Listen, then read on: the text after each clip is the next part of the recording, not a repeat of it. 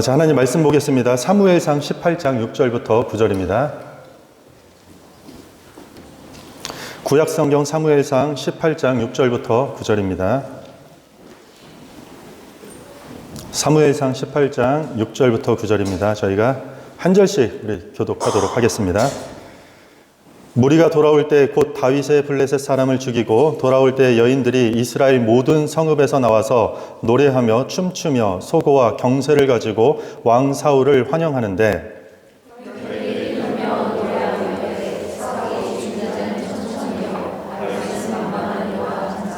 사울이 그 말에 불쾌하여 심히 노하여 이르되 다윗에게는 만만을 돌리고 내게는 천천만 돌리리니 그가 더 얻을 것이 나라 말고 무엇이냐 하고 그날 이후 다윗을 주목하였더라.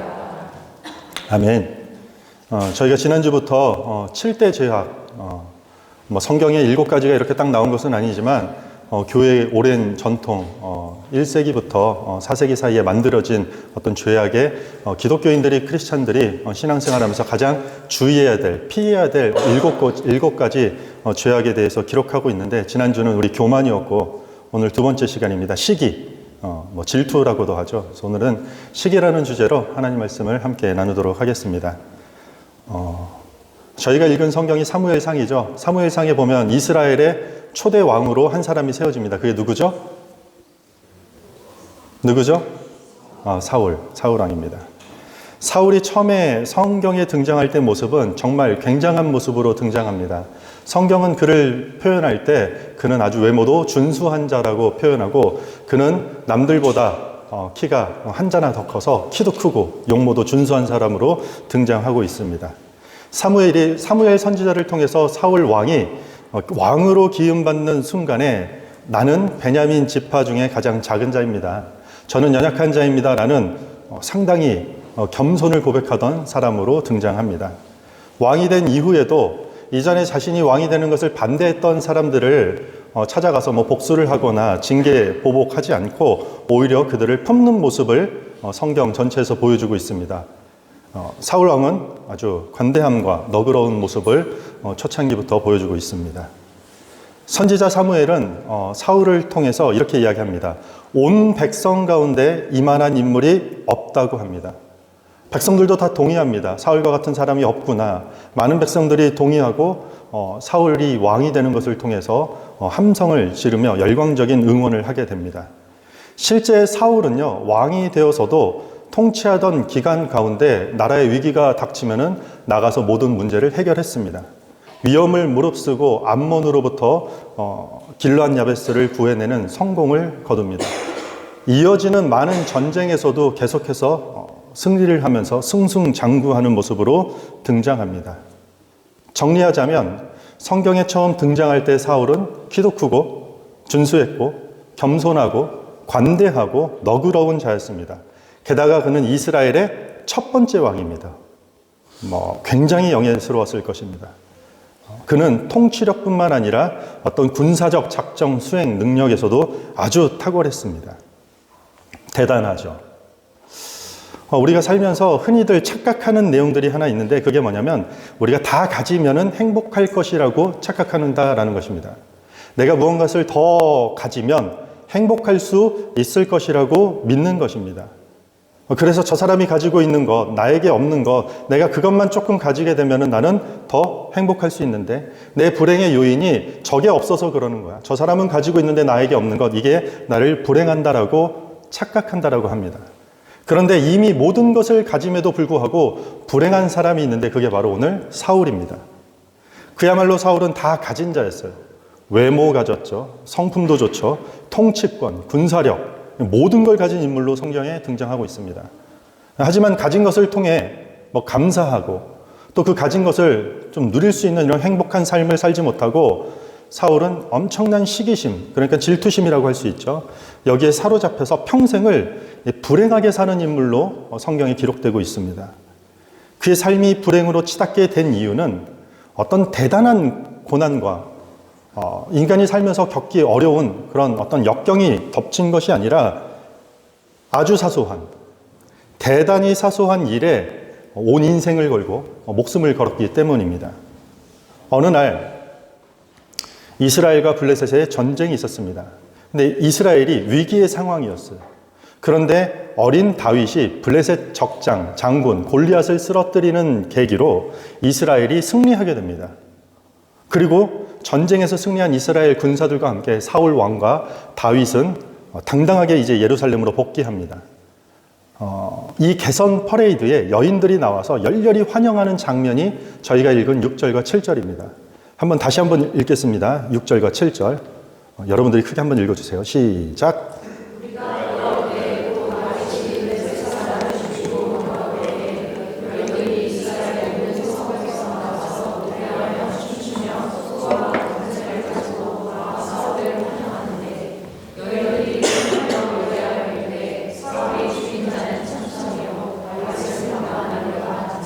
아멘.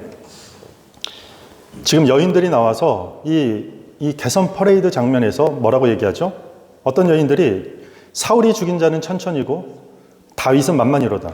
무슨 말이냐면 이 나라의 왕이라고 하는 사울은 죽인 사람이 1000밖에 되지 않고 어린 다윗은 듣보잡이죠. 어디서 듣지도 보지도 못한 이 어린 다윗이 사울보다 더 훌륭하다라고 지금 막 영광을 돌리고 찬양하는 모습이에요. 이 말을 듣고 사울이 어땠을까요? 8절에 보면 사울이 그 말에 불쾌하여 심히 노하여 이르되 다윗에게는 만만을 돌리고 내게는 천천만 돌리니 그가 더 얻을 것이 나라 말고 무엇이냐 하고, 사울이 그 여인들의 말을 듣고 어떠했다고요? 불쾌했다라는 것이에요. 감정이 상했다라는 뜻입니다. 자기보다 다윗의 인기가 많은 것에 대해 마음이 상하고 막 불쾌하고 막 화가 나기 시작한 것입니다. 지금 큰 전쟁에서 개선장군이 되어서 돌아오는 길에 아낙네들이 나와서 지금 그들의 노고를 치하하며 환영하는 자리예요. 성경에 보면 소고와 경새를 가지고 춤추고 노래해요.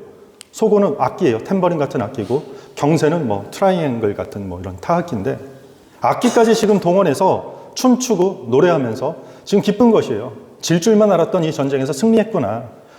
지금 왕도 대단하고 다윗도 대단하고 이스라엘 군사들 막 칭찬하는 그 승리의 환호에 기뻐하는 장면이에요. 아마도 지금 성경에 등장하진 않지만 왕과 다윗을 비롯한 군사들을 향해 엄청난 칭찬과 축하와 격려의 말들이 그 자리에 분명히 있었을 것입니다. 그런데 그 말들 중에서, 그 속에서 한마디, 철없는 이 아낙네들, 그 여인네들의 그 한마디, 사울과 다윗을 비교하는 그 사소한 한마디에 사울이 불쾌해진 것이에요. 마음이 상한 것이에요. 화가 나기 시작한 것이에요. 사소한 비교의 한마디가 지금까지 멋지게 성경에서 등장해서 이스라엘 초대 왕으로 기름부음 받고 승승장구하던 이 사울의 인생을 곤두박질치게 했다라는 것이에요. 그런 실수의 발언을 한 사람이 잘못했을까? 아니면 이 말을 고지고대로 그렇게 들은 사울이 잘못했을까?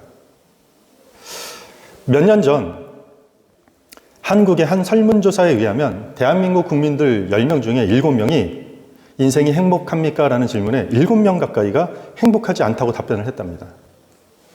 자신이 불행하다고 생각하는 첫 번째 지배적인 원인은, 주요 원인은 경제적인 문제라는 거죠. 그것을 다시 조사해 보니, 그런데 이 경제적인 문제가 정말 먹을 것이 없고 입을 것이 없고 주거할 것이 없는 절대적 빈곤으로 불행한 것이 아니라 남들에 비해서 한마디로 덜 누리는 그런 상대적 빈곤에 시달린다는 것이죠. 무슨 말입니까?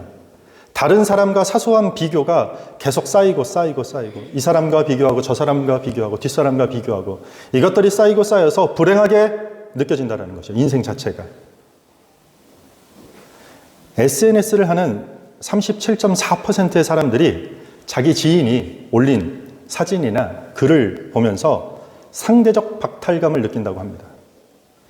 이것을 가지고 사회심리학자 리언 페스팅어는 사회 비교 이론에 따르면 사람들은 SNS 속 타인의 삶과 현실의 나를 끊임없이 비교하며 스스로 불행을 만들어가고 있다라고 설명하고 있어요.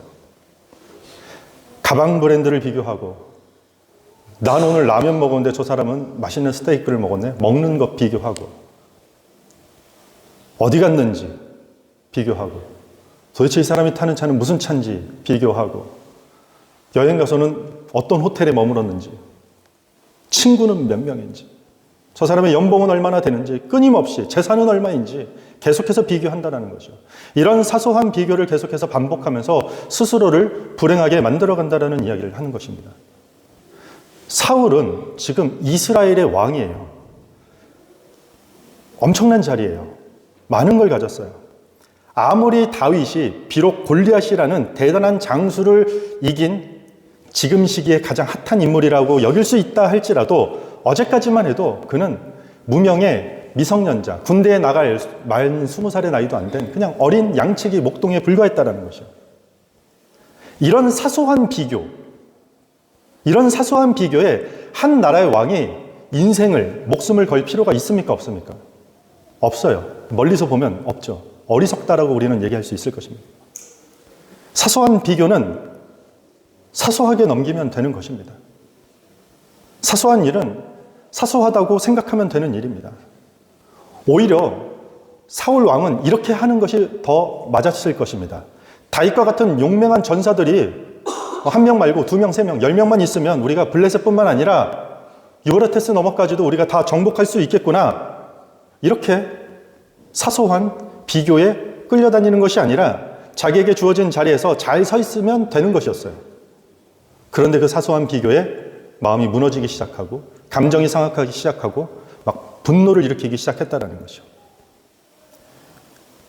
사울은 오늘 본문 이 순간부터 아주 불행한 삶의 나락으로 떨어지게 됩니다. 사울의 인생은 승승장구하다가 오늘 이 본문을 기점으로 완전히 추락해요. 그런데 그냥 몇 절로 쓰여져서 추락하는 것이 아니라 사무엘상 전체를 통해서 계속해서 추락하는 모습을 보여줍니다. 결정적인 이유가 있습니다. 그게 뭐냐면 오늘 읽은 9절입니다. 우리 같이 함께 읽겠습니다.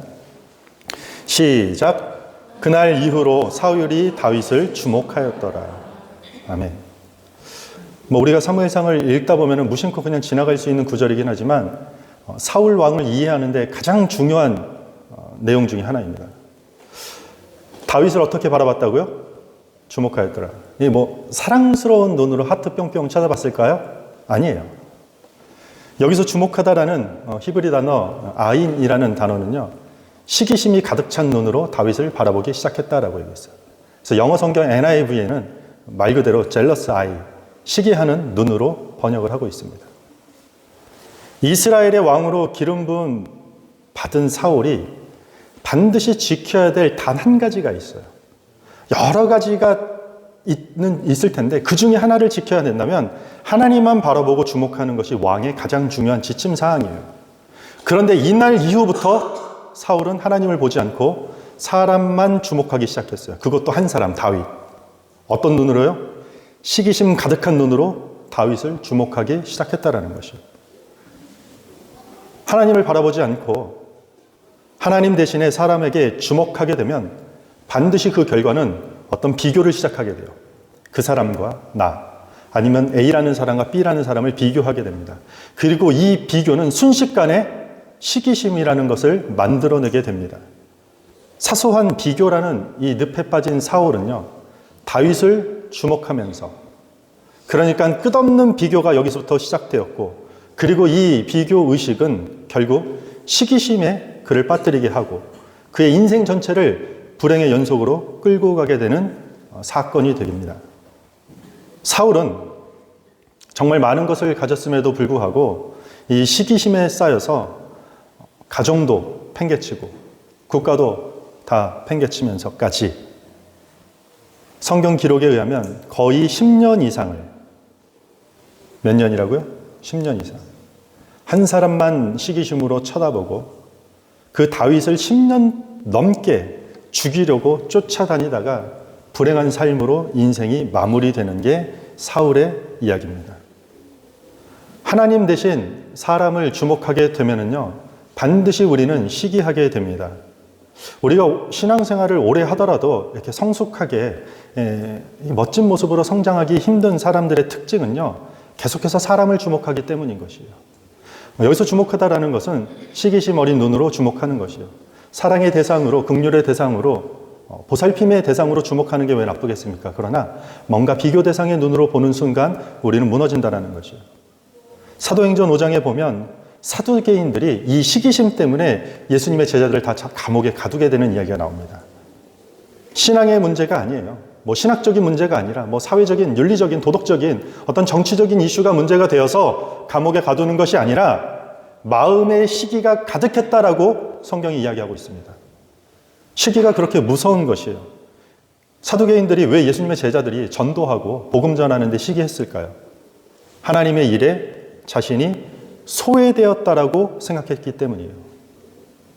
사람들은요, 우리가 아무리 좋은 일을 한다 할지라도요, 자신이 직접 그 일에 동참하지 않게 되면은요, 방관자로 멀리 관계하고 있지 않으면 어느 순간 반대하는 그런 성향을 보일 때가 많습니다. 그 일이 어떤 일인지, 하나님이 기뻐하시는 일인지 아닌지, 정말 교회 공동체를 건강하게 세우는 일인지 주목하는 것이 아니라 거기에 연관된 사람들을 주목하기 시작해요. 사소한 비교가 거기서 시작되고 결국 시기심의 노예가 되는 것입니다. 사실 우리가 돌아보면은요, 이 시기라는 문제는요, 뭐 신앙생활뿐만 아니라 우리 사회 전체에 퍼져 있습니다. 조금 지나치게 과장되게 설명하자면 세상은 어쩜 비교라는 시스템으로 굴러간다고 해도 저는 과언이 아니라고 생각합니다. 예를 들면 여러분들 스마트폰이나 TV를 통해서 광고 많이 보지 않습니까? 엄청난 광고들이 올라오고 있습니다. 그 광고들을 보세요. 한 번도 그 광고는 우리의 삶을 향해서 사랑한다, 우리 불렀던 찬양같이 있는 그대로 모습, 내 상한 마음을 안다라고 위로해주는 사랑의 모습으로 다가오지 않습니다. 비교라는 모습으로 다가옵니다. 우리가 입고 있는 옷, 우리가 들고 다니는 가방, 사는 집, 네가 타는 자동차, 너희 집에 있는 냉장고, 모든 것들을 자신이 가지고 있는, 보여주고자 하는 새 제품들과 비교하라고 이 비교의식을 자극할 뿐입니다. 돌아보면 다 비교 시스템이 우리 주변을 판을 치고 있습니다. 그래서 우리는 거기에 익숙하기 때문에 비교하는 게 습관이 돼 있어요. 연봉으로 비교하고, 자동차로 비교하고, 집 사이즈로 비교하고, 외모로도 비교하죠. 배가 나온 걸로, 나오지 않은 걸로 비교하고, 머리숱이 많은 사람, 적은 사람 막 비교하고, 흰머리가 많다, 적다 막 비교하는 것이에요. 안타깝죠. 사람을 주목하지 않고 하나님을 주목하라라는 이 성경의 의미는요, 사람은 비교와 시기의 대상이 아니라 사랑의 대상이라는 것을 우리로 하여금 깨닫기 위함이라는 것이에요. 그래서 그리스도인이 된다라는 것은 사람을 주목하는 삶에서 하나님을 주목하는 삶으로 전환되는 것이에요. 그런데 교회 나오고 신앙생활을 하고 하나님을 안다고 하지만 모든 삶의 중심이 사람으로 주목되어 있고 사람들을 비교하는 걸 즐겨하고 나와 비교하는 것을 즐겨하는 순간 그는 정말 하나님이 계획하시는 일, 하나님이 우리에게 보여주고자 하는 모든 일들을 보지 못하고 그 비교의식은 결국 내 안에 시기심으로 마구마구 생성돼서 우리 삶을 지옥으로 끌고 가게 한다는 것입니다. 윤리학자 중에 윌리엄 메이라는 사람이 있습니다. 이 사람은 시기를 정의할 때 이렇게 얘기했어요. 시기는 형제에게 짓는 죄다라고 얘기했어요. 누구한테 짓는 죄요? 형제. 자매한테는 아닙니까? 가까운 사람을 뜻하는 것입니다. 시기심이 왜 치명적이냐고 이야기하냐면 대상이 멀리 있는 사람이 아니라 가까운 가족, 친구, 직장 동료, 교우들이기 때문인 것이죠. 그래서 현대 심리학에서는 이 시기심을 설명하면서 샤든 프로이데라고 설명을 해요. 이게 독일 말인데 샤데는 고통이에요. 프로이데는 기쁨이에요. 왜 이런 설명을 했냐면은 시기심은 상대의 고통을 기뻐하는 것이기 때문인 것이죠. 반대로 시기심은 상대의 기쁨을 내가 고통스러워한다는 것이죠. 마치 우리 속담에 사촌이 땅을 사면 배가 아프다 이 얘기를 하는 것이에요. 고상하게. 그런데 그 시기의 대상이 대부분 누구라고요? 가까운 가족들, 동료들, 교우들이라는 것이에요. 여러분들 시기 한번 한 적 다 있을 것이에요. 뭔가 시기심이 있을 때. 세계 최고의 부호라고 하는 테슬라의 CEO 일론 머스크를 생각하면서 막 여러분들 비교합니까? 재산을? 막 시기심에 불탑니까? 아랍의 왕자들이 가지고 있는 부를 보면서 비교하십니까? 여러분들? 통장 장로를 보면서 비교하면서 막 시기심이 막 들고 그 사람은 잘 사는데 아니에요. 우리는 대부분 어때요? 가까이 있는 사람을 시기한다라는 것이죠. 음악가는 다른 음악가를 시기하고, 정치가는 다른 정치가를 시기하고, 목사가 스님을 시기하겠습니까? 다른 목사님을 시기하겠습니까? 스님 관심도 없어요, 저도. 근데 시기심이 찾아올 때는 다른 목사라는 것이에요. 가까이 있는 사람들, 어쩌면 나랑 공통분모가 가장 맞고 내 삶에 지대한 영향을 맺을 수 있고, 하나님이 나에게 주신 그 관계 속에서 해야 할 의로운 일들이 너무 많은 기회의 관계들 속에서 우리는 시기가 작동된다라는 것이에요. 그들이 아픔과 역경이 오면 은근히 나에게 기쁨이 된다면 시기는 우리의 삶을 지옥으로 끌고 가고 있다라고 해도 전혀 과언이 아닙니다. 오늘 광고했다시피요, 예배 후에 사역팀 전체 회의가 있습니다. 누구는 봉사 많이 하고 누구는 봉사 조금 하고, 나는 왜 일을 두 가지 맡았습니까? 저 사람은 하나 맡았는데. 누구는 조금 하는데 누구는 아예 하지도 않고. 사람에게 우리가 이렇게 교회 안에서조차 주목하게 된다면 순식간에 우리는 비교하게 되는 것이요. 그리고 그 비교함과 동시에 우리는 시기심에 사로잡히게 되는 것입니다. 우리 교회는요, 광고했다시피 섬김과 봉사의 자리가 항상 열려 있다고 1년 365일 광고를 이렇게 할 겁니다. 하고 있고요. 어떤 교회에서는 그런 얘기를 해요. 아니, 교회에 중요한 일들이 있는데 아무나 그렇게 일꾼으로 세우면 되겠습니까? 이렇게 물어봐요, 저한테. 다른 목사님들이. 시기가 아니라 정말 걱정으로 하는 말이에요, 저를. 제대로 훈련되지 않은 사람들 막 이렇게 세워도 되겠습니까? 틀린 말은 아니에요. 뭘 염려해서 하는 말인지도 저도 알고 있어요. 그런데 그 말 자체가 어떤 위험에 빠질 수 있게 하냐? 벌써 사람과 사람을 비교하게 되는 잣대를 세우게 된다는 것이요. 교회에서조차도. 그러므로 교회 공동체에서 하는 모든 일들은요, 누구나 할 수 있어야만 하는 것이에요. 누구나. 세례 받은 사람, 세례 안 받은 사람, 그거 중요치 않아요. 누구나 다 할 수 있다는 것이에요. 오래 다닌 사람, 아니 저는 이제 1년도 안 됐는데 누구나 다 할 수 있다는 것이에요. 그런데 이 모든 일들은, 하나님의 일들은 누구나 할 수 있는 일이지만 그 일을 아무렇지나 않게 하는 것은 용납이 안 된다는 것이에요. 왜냐하면 교회는요, 그 일을 주관하시고 계획하시고 그 일의 모든 방향과 틀과 규칙과 성격을 하나님께서 만드시기 때문에, 그 하나님이 이끄시기 때문에, 그 하나님을 주목해야 하기 때문에 우리는 아무나 할 수 있지만 그 일을 아무렇게나 할 수는 없다라는 것이에요. 세계 최고 리더십 전문가로 알려진 워렌 베니스라는 교수님이 한 공동체가, 어떠한 집단이 형성되면 공동체가 있잖아요. 그 공동체가 유기적으로 성장하기 위해서 리더와 관리자의 역할을 다음과 같은 명언으로 구분했어요. 성경 못지않게 저는 아멘했어요. 이 글을 읽고. 너무 감동적이에요. 리더는 바른 일을 하는 것이고, 관리자는 그 일을 바르게 돌아가도록 하는 것이다. 이게 건강한 기업에도 적용되지만, 이게 교회에 한번 적용해 보면, 교회 리더가 누구입니까? 제가 이 앞에 막 서서 지 혼자만 마이크 잡고 큰 소리 외친다고 해서 제가 리더입니까? 아니에요. 겸손한 발언이 아니라 성경적이지도 않고 조직적으로 맞지 않는 말이에요. 리더가 아니에요. 교회 리더는 하나님이에요. 하나님. 왜 여기 서서 제가 제 개인적인 사담을 얘기하지 않고 성경을 이야기합니까? 하나님의 말씀을 통해 우리에게 주시는 메시지가 무엇인가? 하나님 주목하자라는 뜻에 모여 있는 것이에요. 우리는 다 관리자예요. 우리 모두는, 교회의 공동체 우리 모두는 관리자라는 것이에요. 하나님이 하신 바른 일, 하나님이 하신 그 정의와 공평과 사랑과 섬김의 그 일을 바르게 돌아갈 수 있도록 하는 관리자라는 것이에요. 저는 그 한 역할을 맡은 것이에요. 말씀을 전하고 가르치는 관리자에 불과하다라는 것이에요. 그래서 목사를 여러분들이요, 주목하고 바라보면요, 얼마 못 가서 여러분들도 다 넘어져요. 그렇게 기대하지 않고 저를 바라보는 걸 제가 알기 때문에 우리 교회는 큰 문제가 없는 걸로 알고 있습니다. 감사하죠. 연약함이 은혜예요, 이럴 때. 그런데 목회자도 마찬가지예요. 사람을 주목하기 시작하면요, 비교하게 되고 기대하다가 실망하게 되는 거죠. 예배 전에 찬양했잖아요. 저 여기 앉아있는 7발자국이요. 매주 저기서 여기 나오는 7발자국이요, 너무 힘들어요. 무거워요. 말씀을 준비하고 나오는데 내가 과연 이 말씀 앞에 얼마나 하나님 앞에 몸부림치는가. 내가 정말 이 시기심이라는 거 앞에서 내가 오늘 성도들과 하나님 말씀을 함께 나눌 텐데 나는 얼마나 여기서 자유로울 수 있는가?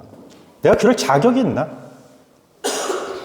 저도 어떤 성도들에게 밥 사주고 빵 사주고 찾아가고 위로하고 격려하고 좋은 마음으로 시작했지만 어느 순간 하나님보다는 그 사람을 주목해서 볼 때가 부끄럽지만 종종 있어요, 저도. 그런데 그러다가 그 사람만 보다가 저도 실족해요. 마음이 어려워져요. 나한테 저렇게 하고 너 잘 사나 보자. 이런 마음이 생겨요. 그러고서도 잘 될까? 이런 마음이 저 안에 들어와요. 비교하게 돼요. 그리고 마음의 시기심이 금방 찾아와요. 시작은 하나님이 되게 맡겨준 저를 통해서 복음을 전하고 하나님의 사랑을 전할 수 있는 그 한 가지면 내가 그 역할을 조금이라도 하겠다라고 출발했는데 사람만 바라보기 시작하니까 막 섭섭해지고 주변을 바라보면서 저렇게 악하고 불의하고 나쁜 사람들이 잘 되는 게 막 배가 아픈 거예요. 감히 막 이런 소리를 해요. 건방지게 제가 혼자. 저런 목사가 잘 되는데 막 하나님 막 그러면서 하나님 앞에 막 이 비교하고 기도하면서 하나님 앞에 비교하는 이 불경건한 기도를 저도 할 때가 있다라는 것이죠. 막 시기심이 생겨요. 잘 되는 게 너무 꼴보기 싫고. 출발은 좋은 마음인데 하다 보니까 막 여기저기 나와 저 사람들끼리 막 비교하고 판단하고 제 안에 상대방의 고통이 막 기쁨이 되는 것 같고 은근히 그 사람의 기쁨이 자꾸 불편해지고 이런 시기심이 내 삶을 지배하게 되는 그 위험 요소를 저도 감지할 때가 너무 많다는 거죠.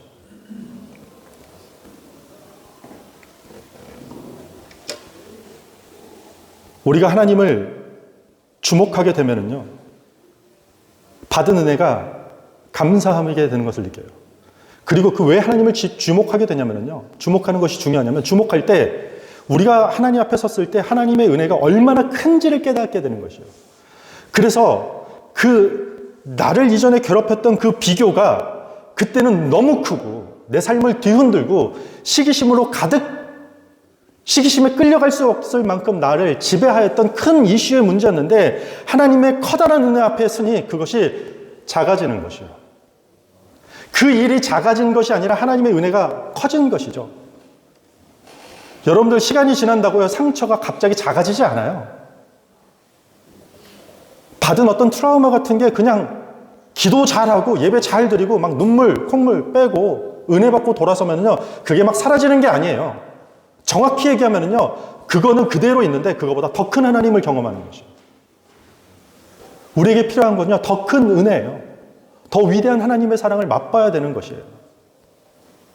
그게 하나님을 주목해야 되는 가장 중요한 이유라는 것이에요.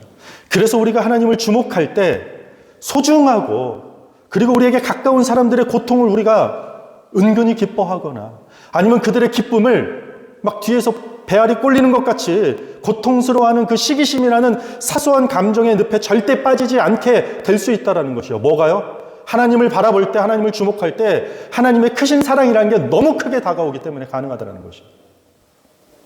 교회는요, 아니 세상도요, 사람 보면은 다 무너지게 돼 있어요. 오히려 우리는 함께 기뻐하고 함께 아파하는 진정한 사랑을 베푸는 자로 성숙해지려고 노력하는 게 가장 중요한 신앙의 자세라는 것입니다. 사울 왕은 다 가진 사람이에요. 다 가졌어요. 요즘 같으면 그냥 엄친아로 출발하는 것이에요. 다 가졌어요. 그런데 가진 것으로 감사하며 행복을 누리지 못했어요. 사울은 사소한 것에 목숨을 걸었어요. 아니 이스라엘 초대 왕이잖아요. 모든 권력과 통치권과 군사력과 다 가졌음에도 불구하고 사소한 그 철딱선이 없는 여인들의 그 한마디, 그 비교 한마디에 마음이 상하고 화를 참지 못했어요. 그리고 그때부터, 그날 이후부터 모든 시선을 하나님으로부터 다 철회시키고 다윗만 바라보기 시작한 것이요. 한 사람만 주목하기 시작했다는 것이요. 시기심 가득한 눈으로 평생 동안 다윗을 주목하면서 엄청난 지옥과 같은 불행한 삶으로 떨어졌다는 것이요. 일평생 비교의식, 시기심, 이 굴레에서 헤어나지 못하는 삶에 떨어졌다는 것이요. 어쩜 이 시기라는 단어는요, 이렇게 복잡한 단어도 아니에요. 대단한 주제의 단어도 아니에요. 흔히 경험할 수 있는 일이에요. 그리고 때로는 우리 안에 그 시기심이 일어날 때는요, 비교할 만해서 우리는 비교하고요, 시기할 만해서 시기한다라는 것이요. 그런데 성경은 비교할 만한 상황에도 하지 말라는 것이요. 왜냐하면 그 시기심이 결국 누구를 해야 하기 때문에요? 우리를 해야 하기 때문이죠. 내 주변 사람들을 시기한다라는 것, 누가 가장 불행해지는 것입니까? 우리 인생이 가장 불행해진다는 것이죠. 여러분들이 만약에 남들과 나 자신을 반복적으로 비교하는 습관이 혹시 있습니까? 내 자식들을, 내 배우자를, 내 주변에 있는 사람들을, 저 사람은 커피나 2번 사줬는데 이 사람은 3번 얻어먹고 1번밖에 안 사네. 그 일이 크건 작건 사소한 비교가 여러분들 익숙하고 삶을 지배하고 있습니까? 그렇다면 아주 위험하다라는 것이에요. 친구의 성공에 결코 기립박수 쳐주지 못할 것이고, 동료가 잘 되면, 승진하면 축하하지도 못하고 돌아가서 그 우울증이 막 삶을, 그날 밤을 뒤덮을 것이고, 남들의 고통에는 은근히 기뻐하는 그 야비하고 잔인한 시기라는 죄에 빠지기 쉽기 때문이란 것입니다. 시기심은 사소한 감정에서 출발합니다. 아주 사소합니다. 그러나 여러분들은 그 사소한 것을 그냥 사소하게 여기시면 됩니다. 전라도 스타일로 그런갑다. 우리 전라도 자매님이 자주 하는 말인데 그런갑다 그러더라고요. 사소한 그 비교의식에 빠질 필요가 없다라는 것이요. 믿음이 무엇입니까? 그리스도인의 믿음이 무엇입니까? 시기심 같은 이런 사소한 감정을 다룰 줄 아는 능력이 믿음이에요. 시기심에 여러분들 끌려다니면서 시간 낭비하고 감정 낭비하지 않길 바랍니다. 우리 인생이 그렇게 길지 않습니다. 사소한 것에 낭비하지 않길 바랍니다. 말씀을 정리하겠습니다. 하나님이 우리에게 맡긴 사명이 있습니다. 하나님을 주목하면서 우리는 그 사명을 깨닫게 되고 그 사명의 길에 서게 됩니다. 여러 가지로 표현할 수 있겠지만 하나님은 가까운 사람들을 사랑하고 위로하고 격려하면서 하나님 나라의 복음과 사랑을 전하는 그 사명을 감당하라고 우리에게 허락하셨습니다. 그렇다면 우리가 무엇을 주목해야 되겠습니까? 우리 인생이 너무 짧습니다. 사람을 주목하지 마시고 하나님만 주목하는, 시기심 때문에 나도 넘어지고 옆사람도 넘어뜨려서 온통 지옥과 같은 얽혀진 관계 속에서 다툼과 고통과 기쁨이 엉뚱하게 교차되는 의미 없고 불행한 일에 우리가 기뻐하고 있고, 슬퍼할 일에 슬퍼하지 못하는 이런 왜곡되고 뒤틀린 신앙에서 벗어날 수 있도록 사람을 비교의 눈으로 보지 않고 사랑의 대상으로 눈으로 볼 수 있는, 하나님을 주목할 때 우리의 안목이 회복될 수 있는 그런 교회와 성도가 되기를 주님의 이름으로 축복합니다. 우리 다 같이 자리에 서서 우리 찬양 한 장 하겠습니다.